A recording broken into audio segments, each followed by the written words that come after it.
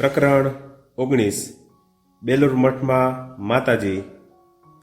સ્વામી વિવેકાનંદ પશ્ચિમના દેશોમાં હિન્દુ ધર્મની વિજય પતાકા ફરકાવીને 1897માં ભારત પાછા ફર્યા. હવે શ્રી રામકૃષ્ણ સંઘનો એક મઠ સ્થાપવા કોલકાતાની નજીક ગંગા કિનારે બેલુર નામના ગામમાં જમીન ખરીદી અને 9મી ડિસેમ્બર 1898ના દિવસે સુપ્રસિદ્ધ બેલુર મઠનો સમર્પણ વિધિ સ્વામીજીએ કર્યો.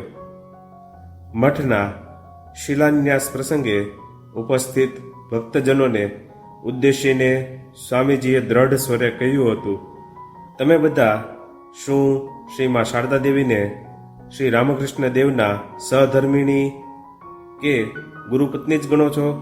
તેઓ એ જ માત્ર નથી, આજે આપણો સંઘ રચાય છે એના છે તેઓ સંરક્ષક, પાલક અને તેઓ જ છે આપણા સંઘજનની. ભગિની નિવેદિતા અને સ્વામીજીના કેટલાક વિદેશી શિષ્યો સાથે 1899માં માતાજી બેલુર મઠમાં આવ્યા. માતાજીએ મઠની ભૂમિ ઉપર પગ મૂક્યો એટલે સ્વામીજીએ ભક્તિભાવપૂર્વક એમનો સત્કાર કર્યો. માતાજીએ જાતે જ થોડી જગ્યા સાફ કરીને ત્યાં બેસી શ્રી રામકૃષ્ણ દેવની પૂજા કરી. માતાજીના જીવનના આ પરમ આનંદનો અવસર હતો.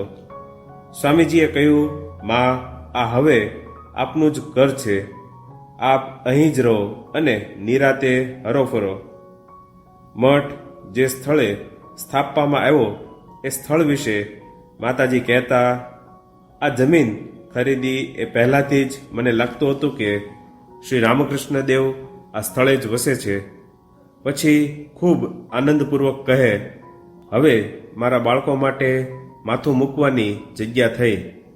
આખરે ઠાકોરની કૃપા એમના ઉપર ઉતરી ખરી.